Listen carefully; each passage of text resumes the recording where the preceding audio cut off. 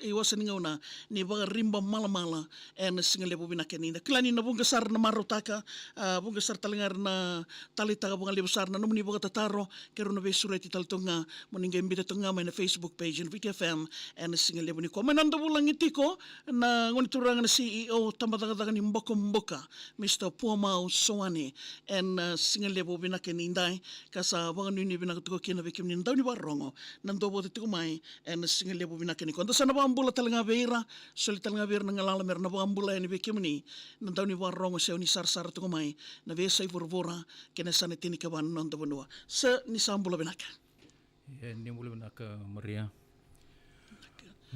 aro na ambula sar talam talaga beira na nandarun daw ni warong beira talaga na sar-sar to kumay ni singali benako naka sa torchuna ngono benango muna bukan bulan rarambo juga ni na nonda viti lemani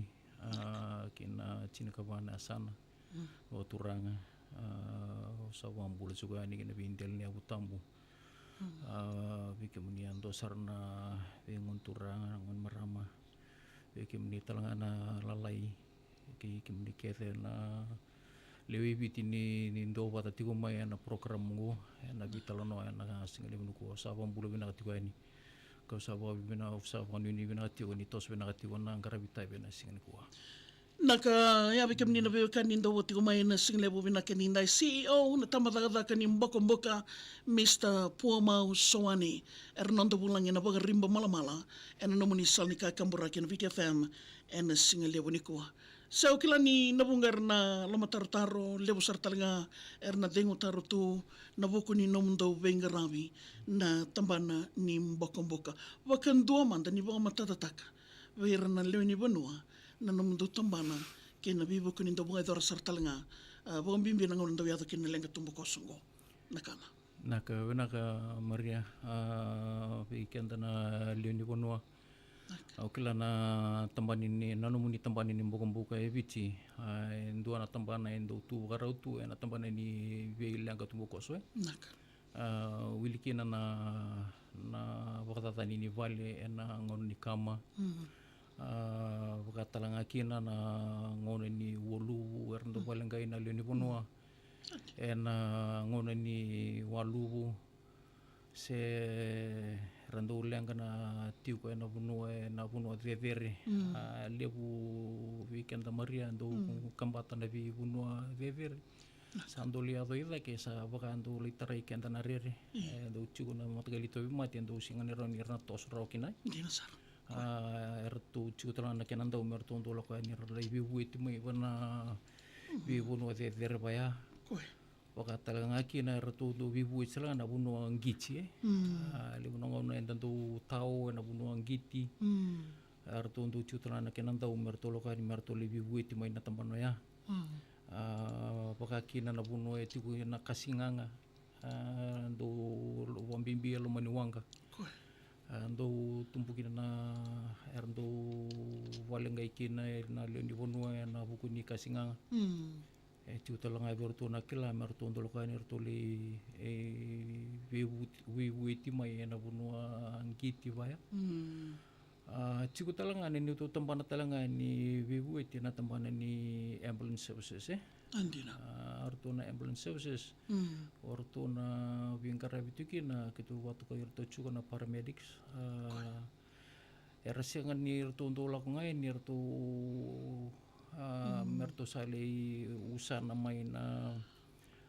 leoni bonu erangiriani merakau i balimbul mervalili di balimbul eliu sendo la ko ngai ni ke tu mikira ravalili finangono ko sa tiko no wirtu na kila ertu le buli tanga mai balangi sa chugo wirtu na kila merto wakador na pre-hospital care nirto yada nirto na sachu wirto na misini na norto tumbani wingara na ambulance satu to wirto na kenanga tanga nirto to wingara kine vali merto stabilize tagara na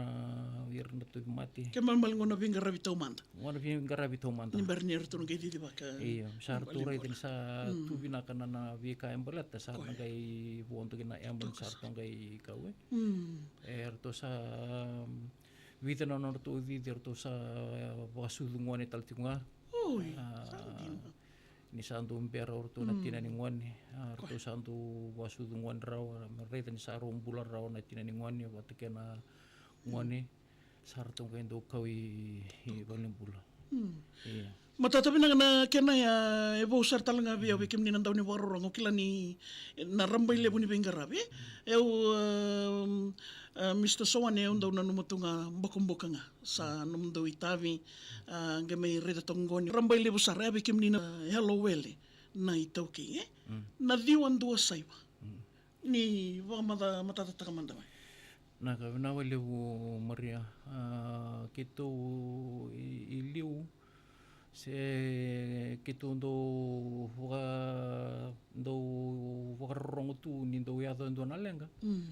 nga na liu ni ponua dava na ni tu namba koe me tu na vitartar mai kina patutolo vi kitu baleta nanonra thaka Maria irnando ni mbombuka tu ni rando ni mbombuka irnando ni buibuiti rando ni buibuiti mai na vi ka na ni lenga tu bukoso na kito sa na rona undolu rosngabulu kito sama ni tabo lagi na indua na nito emergency line ko na 910 merawan ni virnalio ni punua mera ni ratari kito may totol na totolo nga ni non ratu na taray kito na totol ni non na sanga merayava ni orto na do ni buka ina tampan na tabang ngandre ba era lenga tuko ira se so nanguna ele ngiri talanga mai balatan ni lenga tuko non man so nanguna evosar na pusi era tu kampo into kan ni mala ertuli bu ti talanga mai non man non rapete wakakin na kuli rando tao tu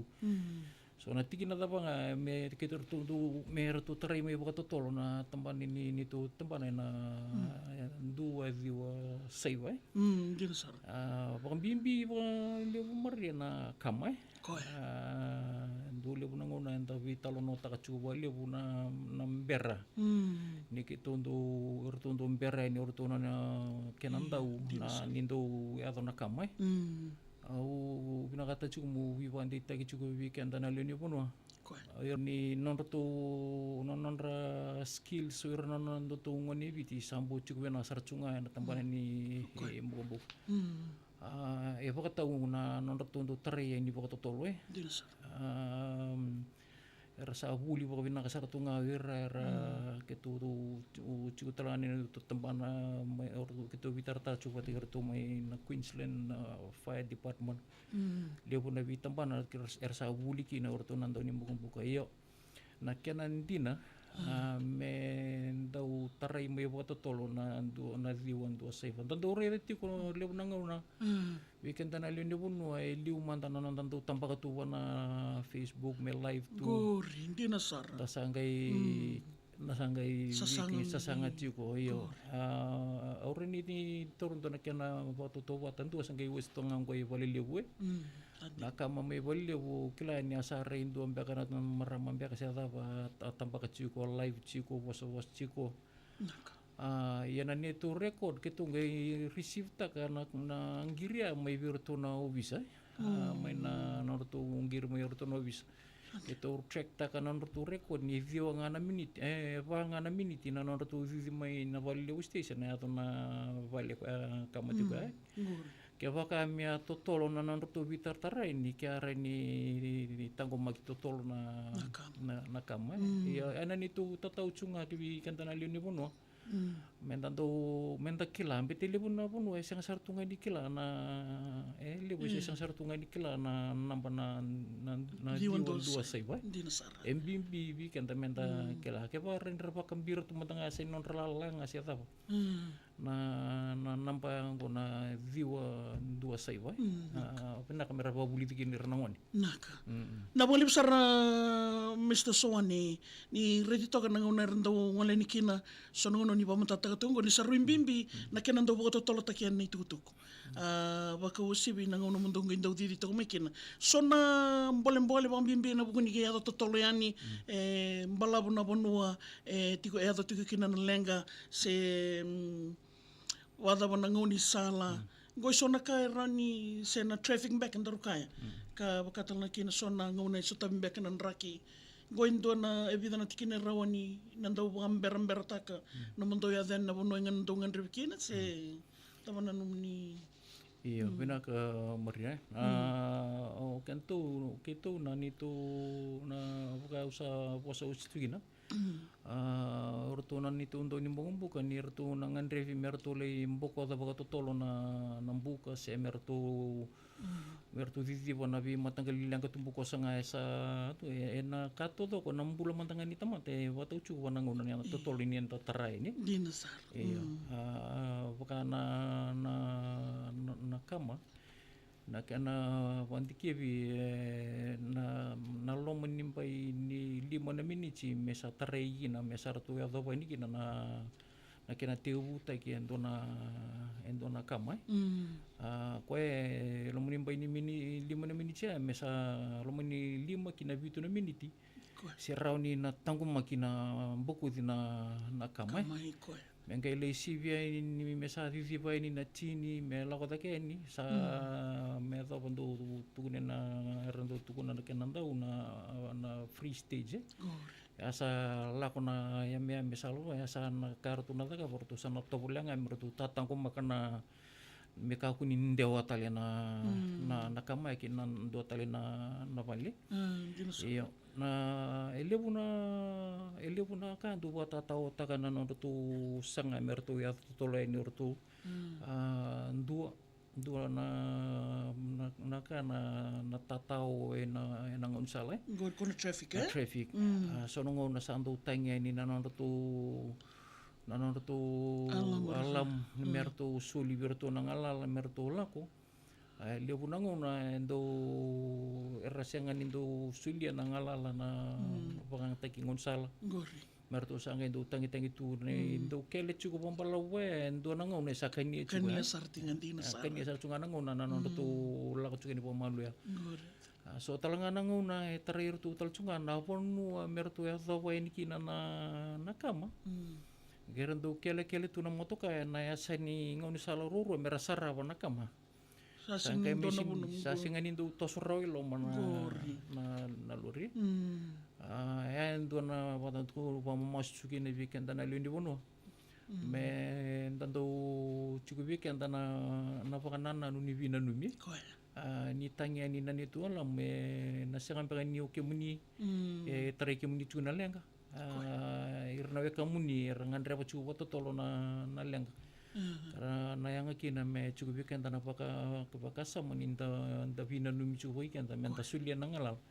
merto vivi na kenan tau merto rai vivi pambulai matatabi na kena ya bekem ni na bebekan indo woti ko mani singa bina ganiko rede to ni singin dondo nusar mina lebuna nonda na kenda bina numi baga to tolo taka na kena girtaki bangala taka nanu to di ni merto lengarab nanu to itavi na ngoni sala erto di bani na tambani bokombo kaya ro tikina bimbi sar don mena matatabi kindaro kena ke tolo saru bimbi na mungir to tolo ena diwa ndua saiva nanda bolang itiko na CEO ni tamata ni bokombo Mr. Poma Soane domandan da dingu leka ni berna toma ni taltiko na betal na ngo na single bo binaka ni ko na musal ni ka kamura ken VT FM na Facebook page ni VT FM Sprint is what it's all about. Sprint is what it's all about. Live it up with cola. Vibe with orange and creamy soda. A dash of pineapple on the way. Motivate Group product. That's what it's all about. Hey, Sandula! Yo, Now, esantola na tampana phone ni glamada ena rups mega na kasi. May nayaya pa kalivu-livu ni ngunango, power banks, phone adapters, earpods, headphones, bluetooth speakers, smartwatches, hair straighteners, vina irni zangi kena vonga tali. Ngo musuki rosa vula pasende ena viyaya. Siko yani vi glamada vola ka viko ka vakan dindina takana vevo ta vinaka. Dona idula, dona itimbita ba karani beso takana no mumbula. Lewu era doko tu na lawa na buku ni muria na lawa dala. Leitori baka tu na wenganga ni bebe baka matindi kaki de membele tiko. Na no mutori baka na wenganga na no muninto na mbula lewu beso lewu iko. So reidi daki ni baka yang taka na wenganga. Iya, esyanga. Dinge binaka na no mitokani. Na itokani toko na binaka. Kana buki iko na kiana tarida kena mbula binaka. Tango makiko kena no mububale na kiana baka yang taki na wenganga. Tango makana no mube mataka. Tuku mana matin tuku viti tokan kina na Viti FM. Viti, o savala wana songo lebo di Fiji Showcase. Nama kana varo buka sarangango kina varo wana kerosa uluka vitu di singa ni vula sarangango. Rani ride na handsets, Sky Pacific, PS5 Gaming, Gorilla Digital Fiji. Wali kaka na tawitini mebaka na Famous Pride, Skipper Tuna, may bay CJ Patella. Vini wo, isulu kay na bay matagali baba, bay better bargain. Fiji Showcase 2026. Sota yani kina. Nanandaro iwasan nga ni rimba malamala na sal ni kakambura kina Viti FM vekem ni na veyo kan sangay semati umay and ngaunongo na CEO tambatakatangan ni Bokomboka Mr. Poma Sowani Hernando Bulang itiko na singalebo binakanikuwa Mr. Sowani yung gibasa matagato kabadava korna bagitiko na taunda ko ni Vicorle lebo se virna eawato umay and bonua toka kina na namundo stesen ni Vingarabi. Kinam do kinanon rangan ngan reba nanam do bebe kana ngan dewa kin lenga to bukos Iya, bina ka marga. Aura itu ko ne kitu zakawati untuk na pandindi ke na lomani dionambaki, lomani dionambaki. Kitu itu ko ni maina ronon dulu chini ka vitu me ado mali buni wili ni kama baka me toto pata chunga mai na lo manindo namba ki chugo na lo manimba nindo nan rau wasanga ulu ka walu ke nan donan rau wasanga ulu ka tulu na kama ado chugo na lo manindo namba ki ana me tega hu mai na ronon dulu rosanga ulu ka tolu me ado ki na ronon dulu rosanga ulu ka lima ronon dulu ka sa tumbu saranga baka sibi na libuni kamai andina iya ni kito bukan dikia batal chunga na lo mani dion na bakingo na libuni kamai ata chungo kito reda ni robia toto bata chunga na wili ni kamai ata chungo lo mani mbai ni buno ni lo mani Vicorlelio buno ni tikitu wata kia na la taunda ku ni Vicorlelio lima sanga wulu na tiwana bakia lima sanga wulu kan tuana pasien na kama ata tuka na lo mani Corlelio buni takaka ka wasanga wulu ka tiwana pasien na taunda ku ni buno ni takaka baka na reikla tuko maria na neto lawa gitu na tambahan ni buku ni nonta punua ketu baka lawa tagi ciku nga na neto vingara bian lo manimbai ni buno ni dadak ciku ndo na ciku na municipal boundaries municipal boundary na nito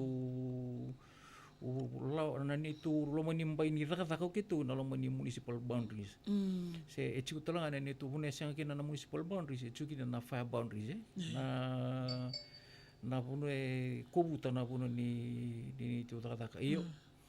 mewaka ni ngan repa kita na vibueti kento sa nasingan rin kito na pakuy kito may na lo may nimbaya kito sa lande pa talaga ini itong tao ko ni tipuno ni Vingarabi yan do napuno yawa may kito dola ko na nito kasalabir me ko kosar na nonra tatang ko magi membol eta na kani kama patal kai abang bimbi na nonra enra pakina itu kini balik me ranggar un me ka kuni kama nonra balik ketu rei tal chungango ni Maina vika mananduan bagi baka usapare tachuna kena wilwilia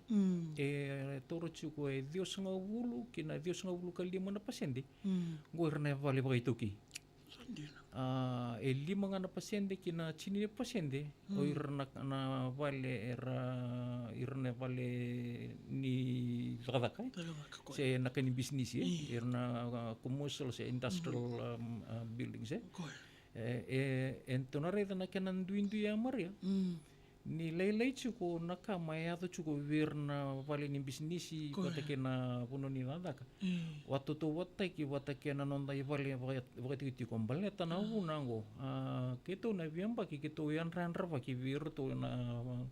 irna vale ni business ngo etu na etu na kamerna na tangende etu na tangende merna ya to ena kena marro ise tangko makina non rambul na tama tore de merada wana tangen de ke para singa ni wana tangen de usanga ni suli na non ni to fire certificate ini singa ni suli non to fire certificate na singa talanga ni ra ni to no business tambu to na to business ke para to singa ni to suli ke na ko to suli ke na non ringu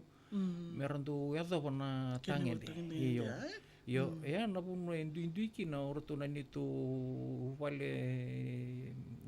na nontan du vale andu dua. Mat kira na bang business. Iyo, kira na bang business. Na puno ko lutu chuki ra na ka kendo to, na no to senga ni enjina ni chukuna nito lawa. Me ke to ra talanga ni ke to yan ran ra ki wana vi nonta vi vale andu dua. Semper ni ke to ya do pasarenia. Baleta na wili ni leo ni tatak kena wili ni vi vale ratu nonta vitia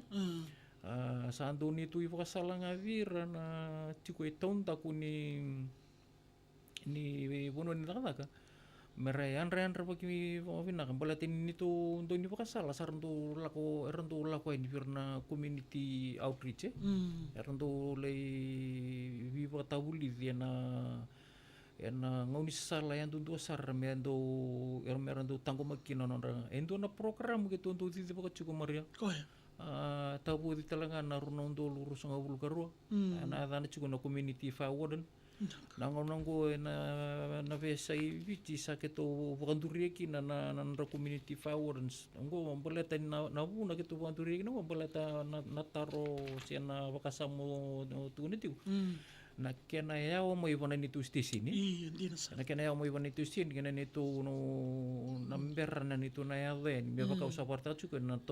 kena mbuku dinambu kena na totolo na mbuku dinambu ke ba misi chuko na lo mo ni limo na minichi se ni esa chuko na china minite ye ni saya wa na ngandrebi kina na tatangko maki ivale ko ya kito sa wanduriki na na framework ada chuko na community forward kartu sa ratu 30 kuiran ng wanenggo may virtu na nintu tampana merto me pa kami non refinement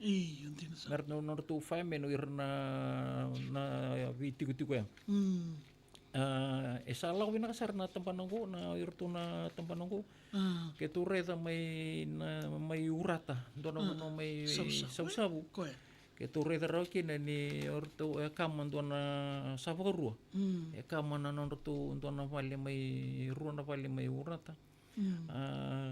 turanga ni korro sa ranga vivan reji kedi orto na orto forward orto sanga ibuka ngata orto na orto community forward nakilla ko ibuka buli orto orto mboka taki na mbuka orto ko ya ni orto nanto ni mbuka mai sausabu sa mboko chitu na mbuka orto sampo ko orto nanto ni yo orto talangang umur ya sanga ni orto ntu pobuli dolang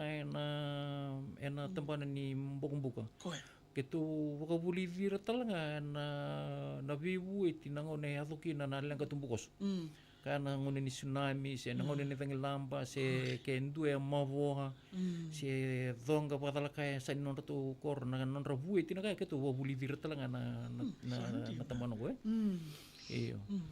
matata binang na kena bekem ni na bekan nindo woti ko mayong goro sar nga na rambay lebo ni nom do winga rabisa sa ndo tani sarai ka ntaba binibina ka to kina ni bakato na kina rai kina bonus do sa siru sombustar kina mandaro lebe bakata wuli kina ato to mundang may nangono ko ni barata to ni ndo na kan na betarabini kamay korsa may pangalengayan na na baga dala kaungo sen na buku nikam. Mai kau tani saranga kina non rombol. Iya, naka marga. Nak. Orendo na kawaile we chukubi kento umbaleta na wili ni mbula. E vakalengai chuko ina kamai. Koe. Ke tu jike apa chuko mai na lo mai nimbai ni au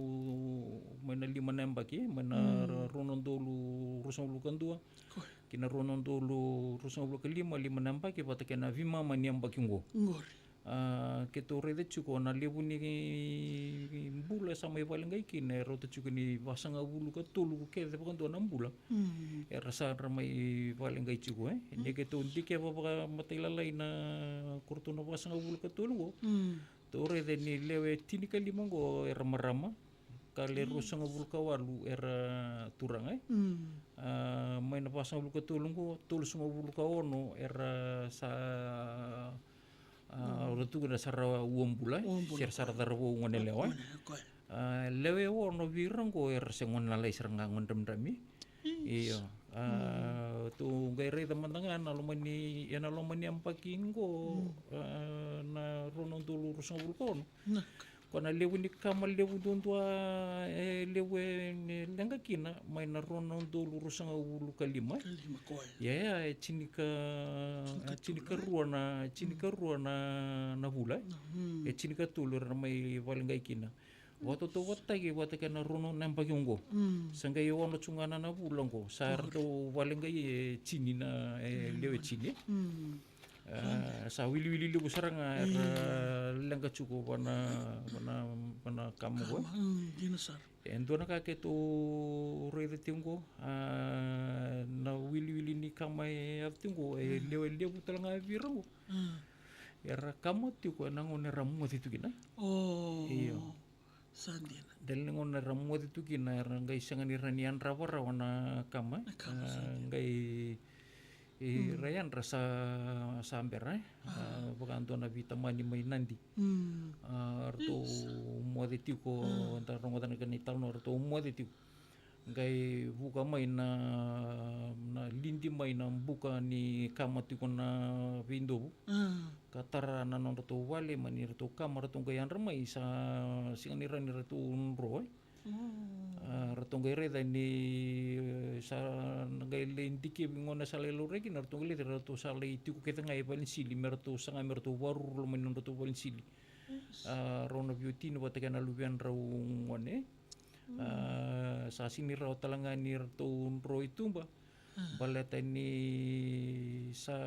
Solenga tuna ya meme bekani bukan. solenga tuna eme kene kero na no to katumbala katalanga e bakampai kuku tal tungai weekend na lini puno ento na kamenta kilati ko na tigin na ya sonango na ento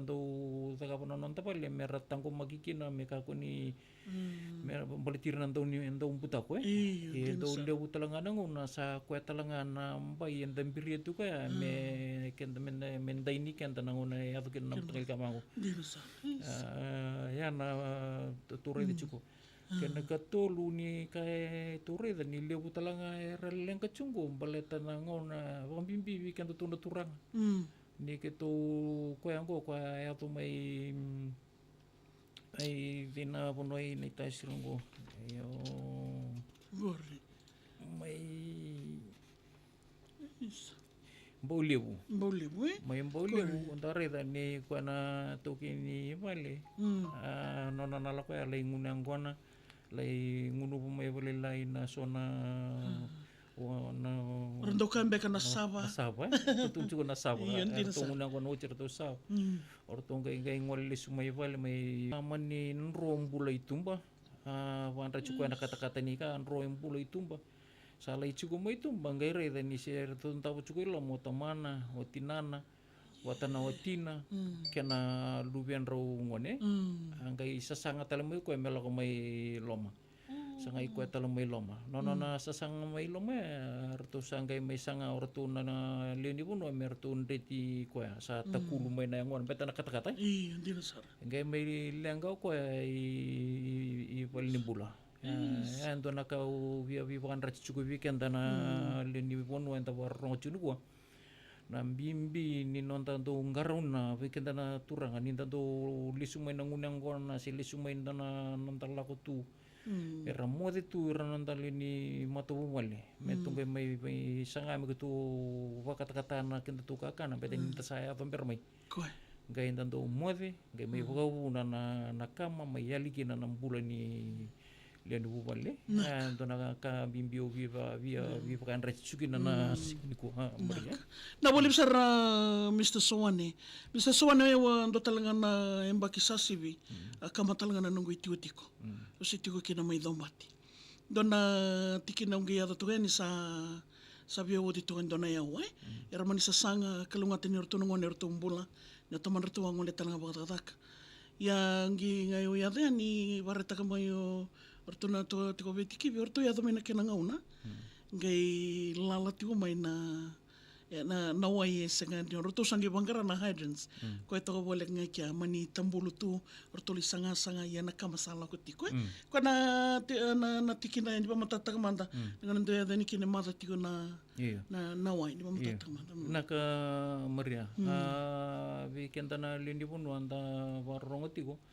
Ko endo naka endo wasi waka wasomati ko nito ko nindo di na nitulur. Endo lalati ko ulu via warita ka chuko weekend tu balata ni rna luri ke ni mbong ke rando kele tu na veste seni compulsory vir na ndo ni mbong buka merando reda ni tawa chuko na vingon to dok me full charge chuko na nonra luri tiko ni nonra handra pa ki na ngonera tiko kina station ya chuko non release mera ni nonra luri ni mbong buka chuko so rono undulu na lita eso tolu na undulu na lita ye ningon erto sana ya daw ni kina na bono ni kama na endo lewu na ngona kama na ngonongo na irna standing hydrant na endo ngandrevi merini na buta mo ko na fluorid ni dona hydrant fire hydrant mero to chu merini sulia ko me dilibota ko dono un tolu na lita na lomo ni dona miniti dono un tolu na lita dona miniti e vakatala ki non rotu lori ortu nengon ortu na li wana ki no ortu mertu pana ki na nambuka na rono un tolu ki na kena apa libuta kasi pakalilita ka na way me melakwe ye ni sandu mata na rono un tolu si tolu no dola orto sama tu wararavi orto kina vi 500 me baka oni tu kona tu iyo ke pa ngai dum tu talam boleh le buke pa misa tambulu ti kona na 500 ya do ti ko talangan no orto itavi orto merto onto lomai nimbai ni orto yanra erndo la ko avu ki merto reza na 500 merati ko rata-rata tiko cukup wili tercungana ni tu teman ni tigni orto yanran rapa ki nanto ni buka Minaka. Tata pinaka na kena yabi kimni na veo kani ndo wuda tiko mai na singile bo pinaka ni kuwa na nondarui wasini ngauna ni bagarimba mala saboto ngai tini kabana miniti me ndua na kaloko mena mai daba talanga kena ramai nanda wulangi tiko kena na CEO ni tamadanga kini buka Mr. Puama Sowane na singile bo pinaka ni indai. Dora tiki nandaru betal no toko mai wa nana nusara kabang bimbin do na marama ngai mai lenggar sar talanga kin na boy tiko na ndo baka toko itu kumbe kana squatters ni rede to mandanga mata ini ka ribu-ribu to na bibole katini vale obe taronga wale nga Mr. Sowane ibe na no mundo wewe kaniki na batake na tamadanga ni mbula membaleta na tikina ya ndo witala no mbeka kina patana vale tiko na wewe waki mbaleta ko ya ngai kamanga ya sana madala tungani wada ko katara iyo naka Maria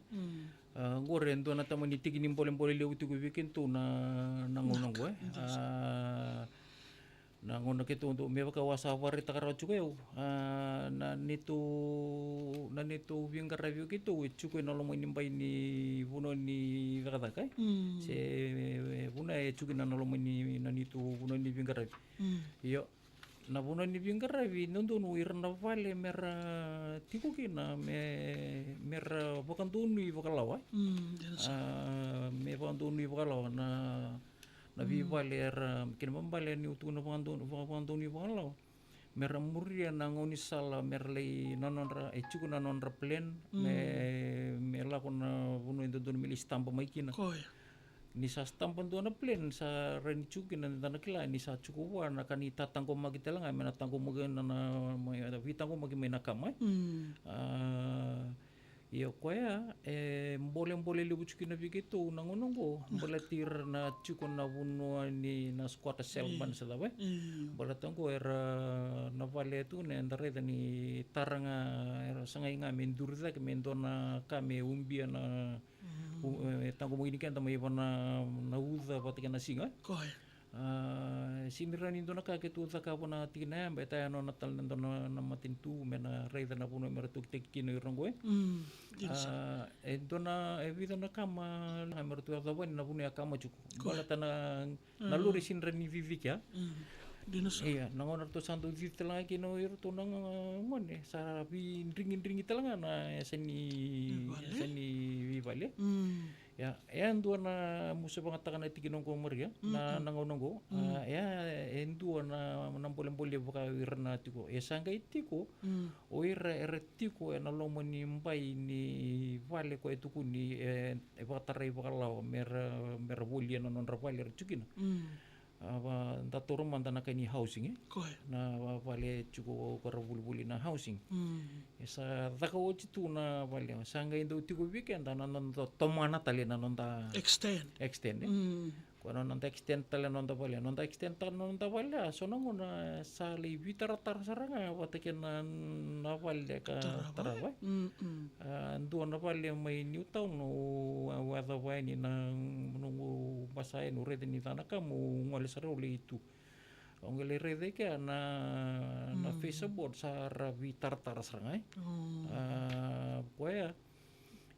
kama nga mo isa nanggo lakotale le kama tali kini sa endewa sarsunga kina na endewa chuku ni kama na bate na pipale ndon me tolu tal na miti kinang boundary ken bambale na via torchuka ono na mita na via wakini ndo na vale ya nangonongo endo nang boleh lebu chukungo bola tan ni sa ko masalai stag nanggele sa walalai tag nanggele nangon sa walalai tag nanggele sa angara vitar tarsar na bale sa 1.5 nga 1.5 sa 1.5 3 meters sa angka ila ko may mo if betens na mo feasible sa wala nga indo nga na mita sa tokaya Dinasa. keto sa vitala no tal sunga virtu na tampanin ni housing keto sa pareta kachubir na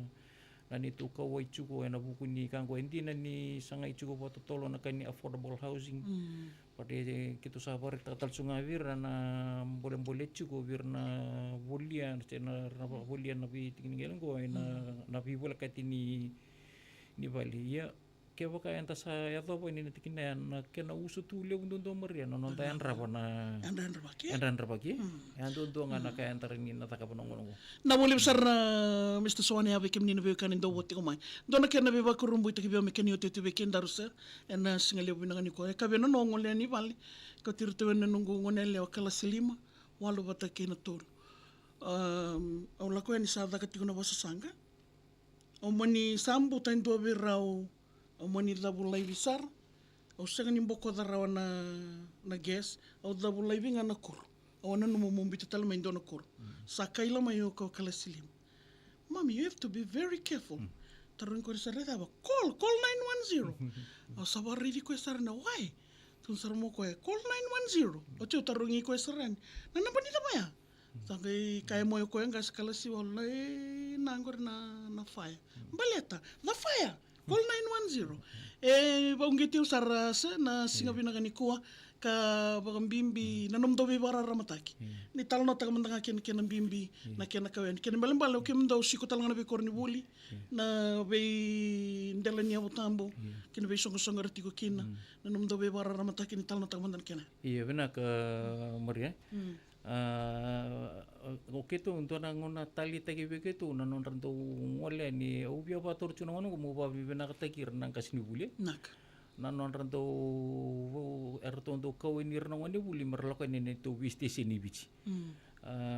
mai vikitu mandangai walu wala kani vi vula na ka mera ngole chuka ni ntona mpasi na era sine ni kina na ngone watakir na itumbu-tumbu nirto santo ya dulu bang ko sangga indo taka saranga vir na vuli do taka saranga vir na vuli na kake de merna taka pa nangone ni kama na kake de merna taka pa nangone me tango magina na kama se kuni mi ku kina na kama watake na namba merna ngirita ke sama ni ya na kama do ya na lomani vi rusa bulkan do na stesi ni ibiji nindo ra ya ni na luvenda ni na nota tu sisi do erndo fagundo kilo mani lori do warte ki vir na kena vanata kina na wai vamatal tagi vir ngai do warte ki tama vir na kamera da ka ba ke saya do na kera sara chuko lo mani vale ngai ya do na kamai na ngon salata va merra ni rana bombula ira kina okela na vida na embaki sauci nda rede kina nindo na ngone mai flex staff ko ya bombula itu kana kina buat ke tumbuna ni saka mana non tu vale mai ka sangai tu no biro non na tu kana ki timun biro muri ko mai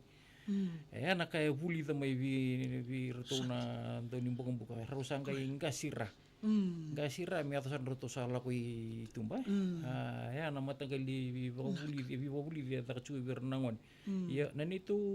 tempat ni vi para ramata ki cukup terang roto program roto nani tundon bombu meron do vitar taren di meron do la ko na house to house program awareness program cukup na house to house cukup talaga na community awareness program meron do taka ngai cukup talaga ko na community forward no sa para taka cukup ya endo talaga na boleh mundo cukup begitu na narto loka ni maria libuna val do songo mai virtu meron do loka ni meron do viali vivar ramata ki meron do tu na vivale vale ando dua sa libuna vale do rasinga ni vingo mina no to duro ni kina na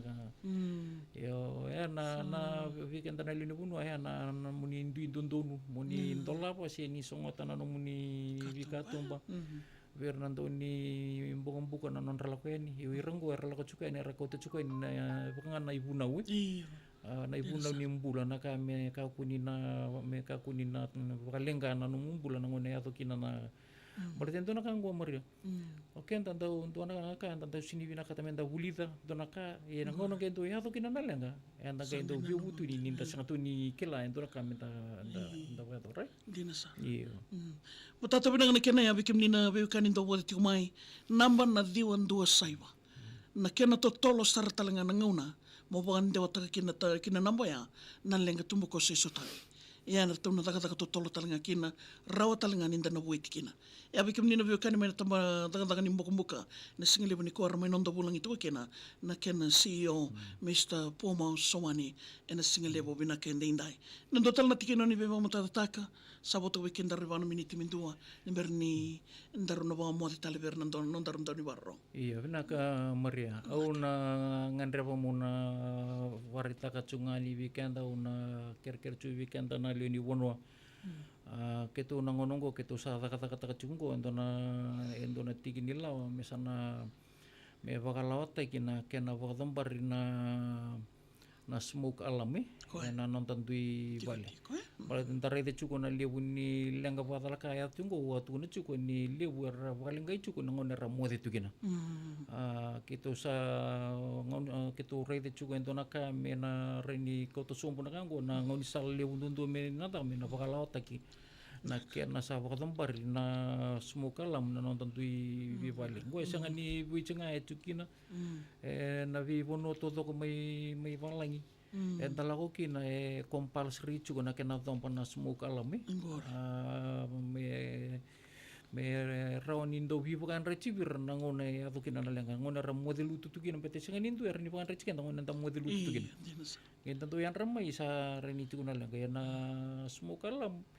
ninta bana tamber ninta cuko ngoe vivakan ra cuko na ngona ngai tarai ko kina na kata-kata na bitan temperature sarni aktivita kana smukala merani tangi ka vivakan ra ciwi lomon non towal na kau ya bangan ta ciwi kan tanal ni bonwa menta kau itakir na liventa irna na tamatu wali Menta kaku ni wara kasar mesa awal kota gina kanggo ngai inta takap. Gue sona kae solele itu ngana semuka lam cunga semuka lam ko battery operated ya ni battery operated ko na kenam battery era to cuko ni chini ni amba kena kenam bula. Na ngai obisu takana numu battery. Nyo sampi tarongan numu semuka lam wana nabi pun mendui bali kurro no num hallway wana bi ni rumuni mo ati. O sakila ni sa cuko ko endona kana reni bukan reci cukup kan dai. Nangon entana la kagin. Kena karua do talena kauna numu ko weekend menta do bulia so nonta fire extinguisher mer li chunga bana nonta buno ni wasanga indo lebu chunga kama ya chungo kama chunga mai na boli kur weekend wata kena fire blanket mer kena ikatolu mar ya una bina kata weekend na lini bono